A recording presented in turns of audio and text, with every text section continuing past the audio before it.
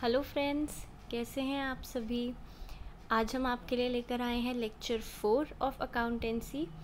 कल हमने स्टार्ट किया था जर्नल एंट्रीज़ के साथ। आज हम उसी को कंटिन्यू करेंगे जिससे आपको क्लैरिटी हो सके और हम डिफरेंट टाइप्स के एग्जाम्पल्स कर सकें, जिससे आपको आगे कोई दिक्कत ना हो किसी भी एंट्री को बनाने में। कल हमने जो किया था, हमने किया था परचेजेस तक और कुछ बेसिक एंट्रीज़ जैसे खर्चा, इनकम और गुड्स परचेज। आज उसी को आगे कंटिन्यू करते हुए हम करेंगे आज 10 एंट्रीज़, फिर आप उसका करेंगे रिवीजन घर पे, फिर एक लेक्चर मैं आपका इस पे और लूँगी, फिर हमारा जर्नल फिनिश हो जाएगा। फिर आपकी प्रैक्टिस है और कुछ क्वेश्चंस हैं जो हम आपको टेलीग्राम ग्रुप पे अवेलेबल करवा देंगे, उसके लिए आप प्रैक्टिस कीजिएगा। देखिए, अब हमारी पहली एंट्री है date January 11, goods purchase from Mohan ₹4000। अब है ये परचेजेस की एंट्री, बट यहाँ आ गया एक हमारा नाम। तो जब ऐसी कंडीशन मेंशन्ड हो तो मतलब होता है कि हम जो सामान ला रहे हैं वो कैश दे के नहीं ला रहे, हम उधारी पे ला रहे हैं। अब यहाँ पे इसी एंट्री में ये भी हो सकता है कि goods purchase from Mohan on credit, इससे क्लियर हो गया कि हम उधार पे ला रहे हैं। या फिर अगर मेंशन्ड है ऑन क्रेडिट की जगह अगर मेंशन्ड है ऑन कैश, तो मतलब हम कैश देकर ला रहे हैं। देखिए, अब ये एंट्री है हमारी गुड्स परचेज फ्रॉम मोहन ₹4000। इसका सॉल्यूशन देख लेते हैं। इसका सॉल्यूशन बना purchases account debit to Mohan's account. अब देखिए, परचेजेस हमारा है एक्सपेंसेस, तो ये हो गया हमारा नॉमिनल अकाउंट। नॉमिनल अकाउंट में हम जो एक्सपेंसेस को करते हैं वो करते हैं डेबिट, ठीक है। फिर मोहन, अब देखिए यहाँ हमारा रोल आता है पर्सनल अकाउंट का, जिसमें हमारा था debit the receiver, credit the giver. तो इसमें अब हमारा जो मोहन है वो है हमारा क्रेडिटर, जिसने हमें उधार पे सामान दिया, वो हो गया हमारा क्रेडिटर। तो इसलिए हमने इसको कर दिया क्रेडिट। और साथ में अगर असेट लायबिलिटी के हिसाब से देखें तो ये है हमारी लायबिलिटी, क्योंकि इसको हमने पैसे देने हैं, तो हमारे को पैसे देने हैं, तो ये हुआ इंक्रीज़ इन लायबिलिटी। और LIC के रूल के हिसाब से increase in liability is credited, इसलिए हमने किया मोहन को क्रेडिट। इसलिए हमारी एंट्री बनी purchases account debit to Mohan's account 4000 से। नरेशन लिखना नहीं भूलेंगे, being goods purchased from Mohan, ठीक है। अब देखिए, अब कुछ इम्पॉर्टेंट चीज़ें मैं आपको बताऊं। ये ऊपर आ गया in the books of firm, फिर आ गया जर्नल एंट्री। अब हमें ये ध्यान रखना है कि अमाउंट्स में ये कॉमास जो हैं ये लगे होने चाहिए, ये बहुत इम्पॉर्टेंट है। उसके साथ साथ ज़ीरो के नीचे ज़ीरो आनी चाहिए, जिससे टोटलिंग करते टाइम आपको कोई भी प्रॉब्लम ना हो। और एक तरीका होता है कि अमाउंट को हमेशा मार्जिन के राइट साइड, ये जो कॉलम है इसके राइट साइड में ही लिखेंगे। अब अमाउंट अगर होता हमारा 1 लाख, तो इसको हम ऐसे लिखते, वो इस तरफ से होता। अमाउंट हमारा राइट साइड ही होना चाहिए, कॉमास इम्पॉर्टेंट है, और ज़ीरो के नीचे ज़ीरो। ये 3 बातों का आप ध्यान रखिएगा। चलिए नेक्स्ट एंट्री देखते हैं। नेक्स्ट एंट्री है हमारी जनवरी 12, गुड्स सोल्ड ₹500। अब ये आ गई सेल्स की, हमने बेचा सामान, तो इसकी क्या एंट्री बनेगी। अब देखिए, यहाँ ना कोई नाम मेंशन है, नेम मेंशन यहाँ नहीं है, यहाँ गुड्स सोल्ड है, मतलब उसने हमें कैश दिया और वो हमसे सामान लेकर गया। तो इसका जो सॉल्यूशन बना वो बना January 12, cash account debit to sales account. देखिए, कैश है हमारा रियल अकाउंट, क्योंकि ये हमारा असेट है। हमारे पास कैश आया तो मतलब हमारी व्हाट कम्स इन, तो ये इंक्रीज हो गया, तो debit what comes in.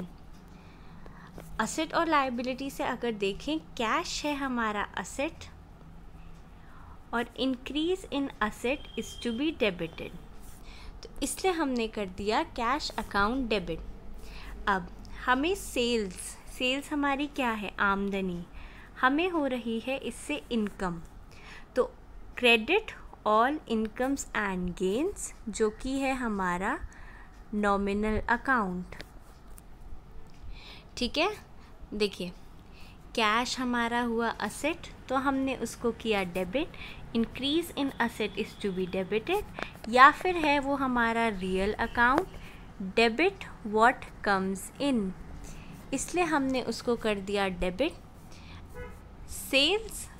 Sales है हमारा नॉमिनल अकाउंट, ये है हमारी आमदनी, तो credit all incomes and gains, तो ये हमारी हुई एंट्री।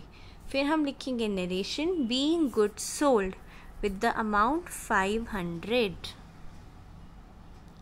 अब इसमें ये भी हो सकता है क्वेश्चन में, जैसे यहाँ लिखा है गुड्स सोल्ड ₹500, इसमें हो सकता है कैश सेल्स ₹500, सॉल्यूशन हमारा, आंसर हमारा सेम रहेगा, या हो सकता है गुड्स सोल्ड ऑन कैश, तो भी हमारा सॉल्यूशन सेम ही रहेगा दोनों केसेस में।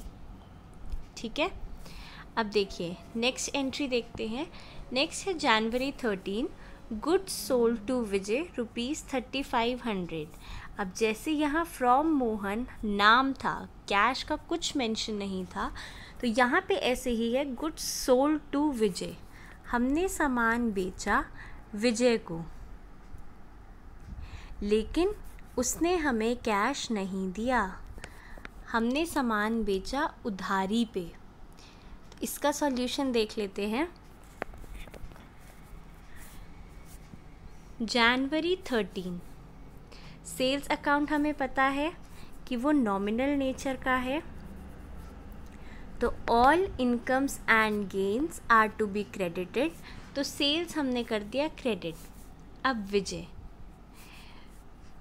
विजय हमसे उधार पे सामान लेकर जा रहा है, तो ये हुआ हमारा क्लेम, हम उससे क्लेम कर सकते हैं, तो वो हुआ डेबिट द रिसीवर, वो गुड्स हमसे रिसीव कर रहा है लेकिन बिना कैश के, तो हम कर देंगे डेबिट द रिसीवर।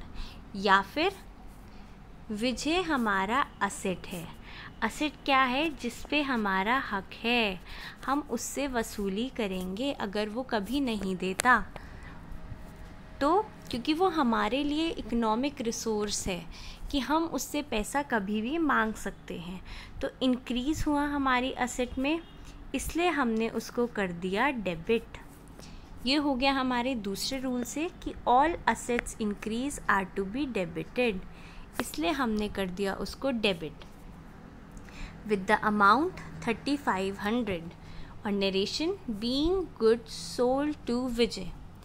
अब इस क्वेश्चन में हमारा ये भी हो सकता था गुड्स सोल्ड टू विजय, या फिर हो सकता था goods sold on credit to Vijay, तब भी हमारा सॉल्यूशन सेम रहता। ठीक है, next January 14, goods return to Mohan, return to, हमने मोहन से यहाँ सामान ख़रीदा था 4000 रुपये का, अब उसमें कुछ डिफेक्ट था या कस्टमर आया कि उसे वो सामान पसंद नहीं आया और हमारा भी आगे नहीं बिकेगा, तो हमने उसको रिटर्न कर दिए 800 रुपये के गुड्स। तो यहाँ हमने की थी परचेजेस, अब उन परचेजेस की हम कर रहे हैं रिटर्न, तो टर्म बनी हमारी परचेज रिटर्न।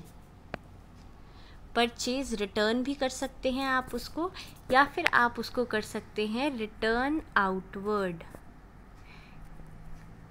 क्योंकि हमारा जो सामान है वो जा रहा है बाहर, मतलब आउटवर्ड, जो हम परचेज़ करके लाए थे वो हमारा वापस जा रहा है, तो ये हो गया हमारा रिटर्न आउटवर्ड। अब इसका सॉल्यूशन देखते हैं। जनवरी 14, देखिए January 14 Mohan to purchase return account. अब इसमें मोहन से हम सामान लाए थे, हमने उसका अकाउंट किया था क्रेडिट। क्रेडिट मतलब वो हमारा क्रेडिटर था, हमने उसको अमाउंट देना था 4,000 रुपये देने थे जो हम उससे सामान लाए। अब हमने उसे 800 रुपये का सामान कर दिया वापस। तो डेबिट का जो ऑपोजिट है वो होता है हमारा क्रेडिट।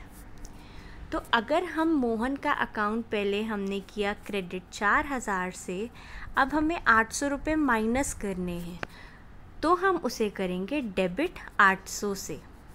तो जो हमारा बैलेंस बचा वो बचा अब हमारा 4,000 माइनस 800, जो कि हुआ 3,200। डेबिट और क्रेडिट एक दूसरे के होते हैं अपोजिट, इसीलिए पहले हमने उसको किया था क्रेडिट, अब हमने उसको कर दिया डेबिट। आप इसको ऐसे भी समझ सकते हैं कि मोहन था हमारा लायबिलिटी, हमने उसको देने थे 4,000 रुपये, ठीक है। अब हमारी लायबिलिटी हो रही है कम 800 रुपये से, क्योंकि अब हमने उसे देने हैं सिर्फ 3,200 रुपीज़। तो हम 800 रुपये से उसका अकाउंट कर देंगे डेबिट, क्योंकि अगर लायबिलिटी में होता है डिक्रीज़ तो उसे करते हैं डेबिट, ठीक है। अब अकाउंट बचा हमारा परचेज़ रिटर्न का। परचेज़ रिटर्न को आप ऐसे समझिए कि परचेजेस था हमारा खर्चा, ठीक है, परचेजेस था हमारा एक्सपेंस। अब हमें एक्सपेंस हुआ था 4,000 रुपये का, उस एक्सपेंस को हमने घटाना है 800 रुपये से। तो एक्सपेंस को घटाना मतलब एक तरह से हमारी हो गई इनकम, कि अब हमें कम पैसे देने हैं आगे। तो इसीलिए अब हमारा जो परचेज रिटर्न अकाउंट हुआ वो हमारा हुआ क्रेडिट। एक्सपेंस का ऑपोजिट इनकम, डेबिट का ऑपोजिट क्रेडिट, इस बात को ध्यान रखिएगा। तो मोहन अकाउंट हमारा डेबिट हुआ 800 रुपये से और परचेज रिटर्न हमारा क्रेडिट हुआ 800 रुपये से, क्योंकि मोहन हमारी थी लायबिलिटी जो हुई डिक्रीज़, उसको हमने कर दिया डेबिट। परचेज रिटर्न हमारा था एक्सपेंस, वो हुआ हमारा कम, तो वो हो गई हमारी इनकम, इसलिए हमने उसको कर दिया credit. Credit all incomes and gains. अब यहाँ नेक्स्ट एंट्री देखते हैं। नेक्स्ट एंट्री जो हमारी है वो है गुड्स रिटर्न्ड बाय विजय। विजय हमसे सामान लेकर गया था 3,500 रुपीज़ का। अब उसे सामान पसंद नहीं आया तो वो वापस ले आया सामान 900 रुपये का। तो गुड्स रिटर्न्ड बाय विजय ₹900। तो हमारी एंट्री क्या बनी? जनवरी 15। देखिए, विजय से हमने पैसे लेने थे। कितने लेने थे? 3,500। अब वो 900 रुपये का सामान ले आया वापस, तो अब हमने उससे कम पैसे लेने हैं। हमने उसे किया था डेबिट, उसको हमें अब कम करना है 900 रुपये से, तो हम उसे करेंगे क्रेडिट, क्योंकि वो हमारा था असेट। हमने उससे पैसे लेने थे, हमारा हक था वो, हमारा अधिकार था वो। अब हमारी असेट कम हो रही है 900 रुपये से, इसलिए हमने उसको कर दिया क्रेडिट। और हमने की थी सेल्स, जो कि थी हमारी, सॉरी यहाँ नहीं, हमने की थी सेल्स जो कि थी हमारी इनकम। अब हमारी इनकम कम हो रही है 900 रुपये से, तो एक तरह से सोच के चलिए कि ये हमारा खर्चा हो गया, क्योंकि इनकम ना आना मतलब जो हम इनकम मान चुके थे वो अब हमारी नहीं होगी, तो हम उसको खर्चा मान लेते हैं। तो उसको हम दिखा देते हैं sales return account debit 900 rupees से। तो ये हमारी एंट्री बनी, sales return account debit to Vijay's account with ₹900 being goods returned by Vijay. ठीक है, समझ आ रहा है? देखिए यहाँ पे देखते हैं फिर से एक बार। विजय था हमारी असेट हुई हमारी डिक्रीज़, तो हमने उसको कर दिया क्रेडिट, क्योंकि इंक्रीज़ होता है डेबिट, डिक्रीज़ होता है क्रेडिट। फिर हमारी एक इनकम थी जो कि अब नहीं होगी, तो वो हो गया एक तरह से हमारा खर्चा, तो वो हो गया हमारा डेबिट विद 900 रुपीज़। अब नेक्स्ट एंट्री देखते हैं। नेक्स्ट है हमारी, इसमें मैंने बहुत सारे एग्जाम्पल्स लिए हैं कि जिससे अगर कुछ भी आए तो एंट्री हमारी सेम होगी। देखिए, amount withdrawn bye proprietor for his personal use. हमने अकाउंटिंग टर्म्स में पढ़ा था कि अगर कोई बिजनेसमैन अपने बिजनेस से ले जाता है अपने पर्सनल यूज़ के लिए, तो उसे हम कहते हैं ड्राइंग्स। अब ड्राइंग्स हम क्यों कहते हैं? क्योंकि बिज़नेस और बिजनेसमैन की आइडेंटिटी अलग अलग है, इसलिए हम उसे कहते हैं ड्राइंग्स। अब देखिए, ड्राइंग्स है हमारा खर्चा, क्योंकि बिज़नेस से वो सामान ले गया, तो बिज़नेस के लिए तो हो गया वो खर्चा, तो एक्सपेंस हो गया वो। एक्सपेंस हमारा होता है नॉमिनल अकाउंट, तो all expenses are to be debited, इसलिए हमने कर दिया ड्राइंग्स को डेबिट। अब वो लेकर गया है अमाउंट, अमाउंट मतलब कैश, कैश है हमारा असेट हुआ हमारा कम, तो वो हो गया हमारा इसलिए क्रेडिट। ठीक है, या फिर आप उससे देख लीजिए कि असेट है हमारा कैश, तो ये हो गया रियल अकाउंट। रियल अकाउंट में क्रेडिट व्हाट गोज़ आउट, इसलिए हमने इसको कर दिया क्रेडिट। तो हमारी एंट्री बनी drawings which is an expense, debit to cash account which is an asset and it is decreasing, so it is to be credited with the amount ₹1000. Narration being amount withdrawn for personal use. अब इसके और examples देख लेते हैं। देखिए, अब आपको question में गिवन हो सकता है paid for proprietor son school fees ₹2400, मतलब प्रोप्राइटर मतलब बिजनेसमैन जिसका बिजनेस है, उसने अपने बेटे की फ़ीस देनी है स्कूल की 2400 की। वो हमारा बिजनेस एक्सपेंस तो नहीं है, वो हमारा बिजनेस का खर्चा तो नहीं है, मतलब प्रोप्राइटर का वो पर्सनल यूज़ का खर्चा है।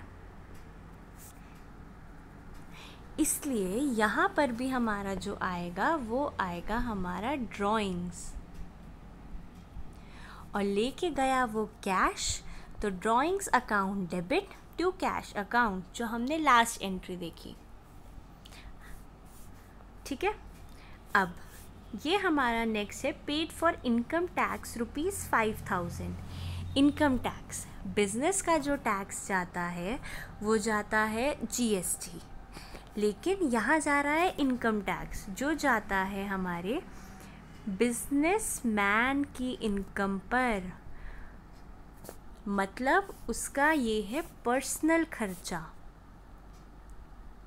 बिजनेस का खर्चा नहीं है ये है उसका पर्सनल खर्चा। तो इसीलिए हमारा जो यहाँ पे टर्म यूज़ होगी वो भी यूज़ होगी drawings. Drawings account debit to cash account ₹5000। अब आप ये सोच रहे होंगे हम इसको बिज़नेस में दिखा ही क्यों रहे हैं?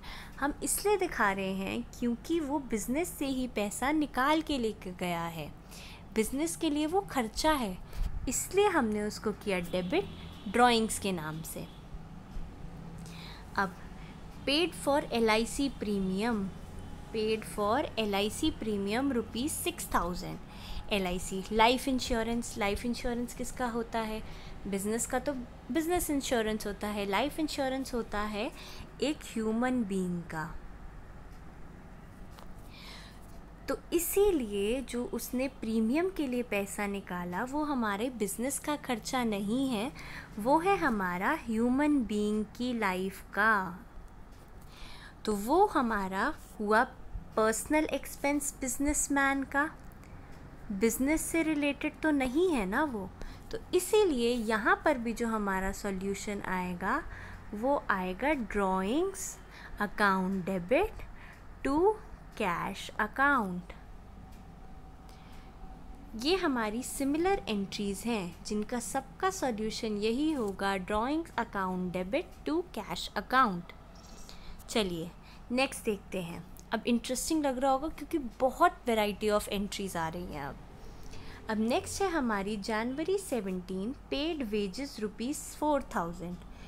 ये बहुत आसान है, ये हमने लास्ट लेक्चर में भी डिस्कस किया था। देखिए जनवरी 17 वेजेस हमने दिए 4000 रुपये के। अब वेजेस है हमारा नॉमिनल क्योंकि ये है हमारा खर्चा, तो all expenses are to be debited, इसलिए हमने कर दिया वेजेस को डेबिट। अब कैश तो हम कितनी बार डिस्कस कर चुके हैं, फिर करेंगे। कैश है हमारा रियल अकाउंट, तो क्रेडिट व्हाट गोज़ आउट, तो हमने कैश को कर दिया क्रेडिट। या फिर कैश हमारा है असेट, असेट हमारा जा रहा है बिजनेस से, मतलब असेट हो रहा है हमारा कम, तो हमने उसको कर दिया क्रेडिट विद द अमाउंट 4000।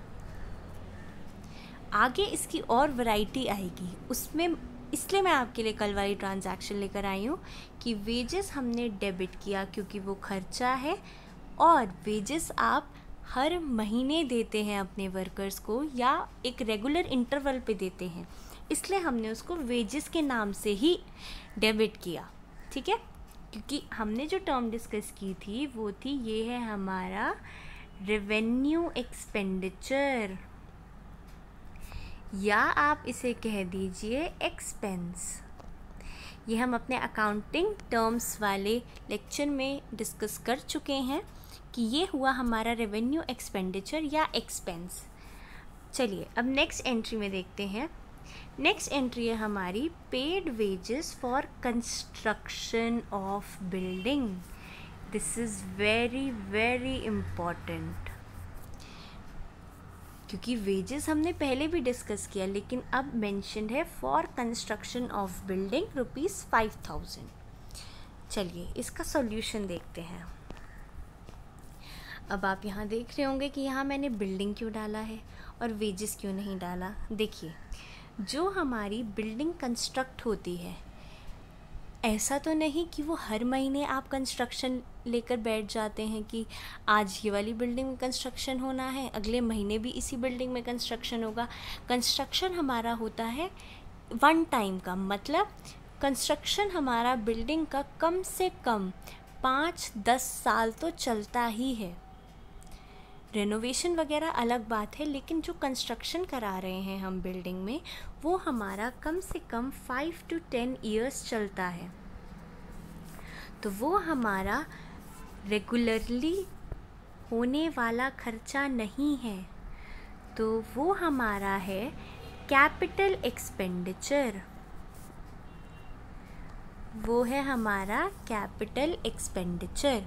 तो कैपिटल एक्सपेंडिचर में हम ये मानते हैं कि कैपिटल एक्सपेंडिचर जो हो रहा है वो हमारा हो रहा है कंस्ट्रक्शन ऑफ बिल्डिंग के लिए। बिल्डिंग क्या है हमारी?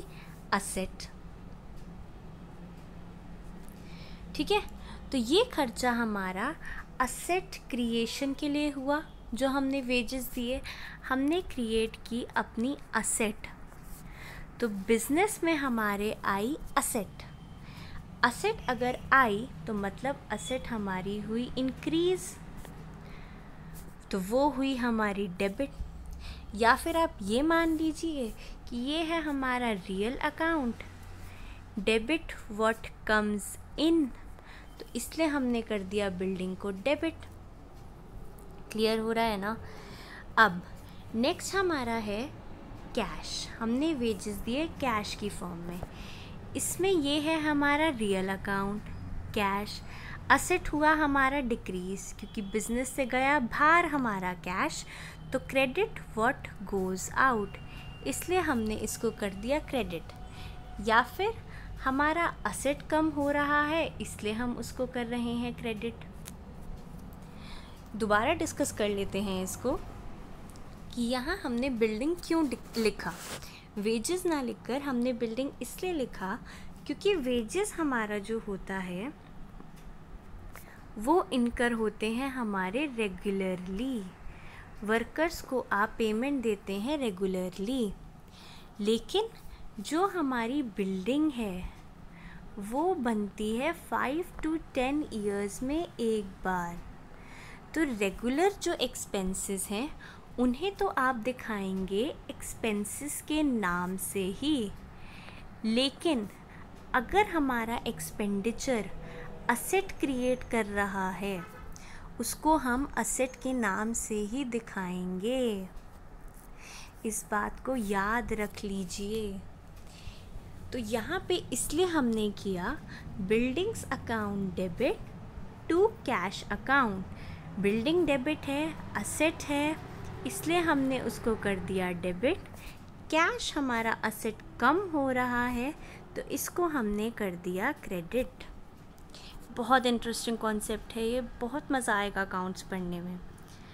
अब इसका एक एग्जाम्पल मैंने आपके लिए और लिखा है कि पेड फॉर इंस्टॉलेशन और इरेक्शन ऑफ मशीनरी ₹2000। अब देखिए, जो आप मशीनरी ख़रीद के लाए उसे आप अपनी फैक्ट्री में इंस्टॉल भी कराएंगे, तो इंस्टॉल आप बार बार तो नहीं कराएंगे, एक ही बार इंस्टॉल करा देंगे उसको, तो वो भी हमारा रेगुलर नेचर का तो एक्सपेंस नहीं है, तो वो हमारा है कैपिटल एक्सपेंडिचर। इसीलिए हम उसको जो मेंशन करेंगे नेम, हम करेंगे machinery account debit to cash account, क्योंकि यहाँ हमारी हुई है एक असेट क्रिएट जो कि है मशीनरी। देखिए, अब नेक्स्ट देखते हैं। Purchased a second hand motorcycle ₹20,000 and spent ₹10,000 on it's overhauling. Overhauling मतलब कि उसको लेकर आना अपने पास, जो भी खर्चा होता है उसको ओवरहॉलिंग कहते हैं। सेकेंड हैंड मोटरसाइकिल, देखिए अब इसका सॉल्यूशन जो बना वो बना हमारा motorcycle account debit to cash account with ₹30,000। देखिए, मोटरसाइकिल हम खरीद के लाए सेकेंड हैंड, वो हमारे लिए हुई असेट। फिर हमने स्पेंड किए 10,000 उसको लाने में। अब अगर आप एक बार ही मोटरसाइकिल ले आए, अब उसको आप बार बार तो नहीं लाएंगे, तो इसीलिए ये जो 10,000 है ये भी हमारा यूज़ हुआ असेट क्रिएशन में, तो ये भी हमारा हुआ कैपिटल एक्सपेंडिचर। इसीलिए हमने इसको भी दिखाया है मोटरसाइकिल के नाम से। अब मोटरसाइकिल डेबिट इसलिए हुआ, ये है हमारा असेट। असेट हुआ increase, increase in asset is to be debited. या फिर ये है हमारा real account, debit what comes in, इसलिए हमने कर दिया मोटरसाइकिल को डेबिट। दिया हमने कैश, कैश है हमारा असेट, असेट हमारा हुआ कम तो हो गया क्रेडिट, और ये है हमारा रियल अकाउंट, तो credit what goes out. Cash गया हमारा बिजनेस से बाहर, तो इसलिए हमने उसको कर दिया क्रेडिट। यहाँ नरेशन बहुत इम्पॉर्टेंट है कि हमने मेंशन कर दिया कि 20,000 की तो हमारी आई मोटरसाइकिल और स्पेंड किए हमने 10,000 on it's overhauling with the total amount 30,000। अब देखिए नेक्स्ट की बात करते हैं। नेक्स्ट और लास्ट एंट्री है हमारी जनवरी 20, purchase a horse for business. हमने एक ख़रीदा घोड़ा 50,000 रुपये का बिज़नेस के लिए। अब देखिए किसी का अगर बिज़नेस ऐसा है कि वो एनिमल्स ख़रीदता है, तो एनिमल्स के लिए जो हम टर्म यूज़ करते हैं वो हम यूज़ करते हैं लाइफ स्टॉक। लाइफ स्टॉक हम यूज़ करते हैं एनिमल्स के लिए। तो एनिमल हमने जो ख़रीदा वो ख़रीदा बिज़नेस में यूज़ के लिए, तो वो बिज़नेस के लिए हो गई असेट, क्योंकि वो हमारा बिज़नेस चलाने में काम आएगा। तो ये हो गया हमारा real account. Debit what comes इन, या फिर हमारी हुई असेट इंक्रीज़, वो आई बिज़नेस में तो हमने उसको कर दिया डेबिट। हमने अब दिया कैश, तो कैश है हमारी असेट। असेट हमारी कम हो गई क्योंकि हमने कैश पे किया, तो वो हो गया क्रेडिट, या फिर वो हुआ हमारा real account. Credit what goes out, तो ये हो गया हमारा अमाउंट 50,000। ये हमारी थी आज की लास्ट एंट्री। किसी भी एंट्री में अगर आपको कोई भी कन्फ्यूजन हो, आप हमें कमेंट सेक्शन में बता सकते हैं, उस पे हम और वास्ट डिस्कशन कर लेंगे। और भी आपके लिए मैं एंट्रीज़ नई तरीके की लेकर आऊँगी नेक्स्ट लेक्चर में। तब तक आप इसको कम से कम 5 टाइम्स रिविज़न करिए, तब आपके दिमाग में ये सेट हो जाएगा और आप कभी गलती नहीं करेंगे जर्नल एंट्रीज़ में। क्योंकि अगर जर्नल गलत तो लेजर गलत, लेजर गलत तो ट्रायल बैलेंस गलत। इसीलिए जर्नल बहुत इम्पॉर्टेंट है, बेसिक है। इसलिए मैं आपके लिए इस पे 3 लेक्चर्स बनाऊंगी।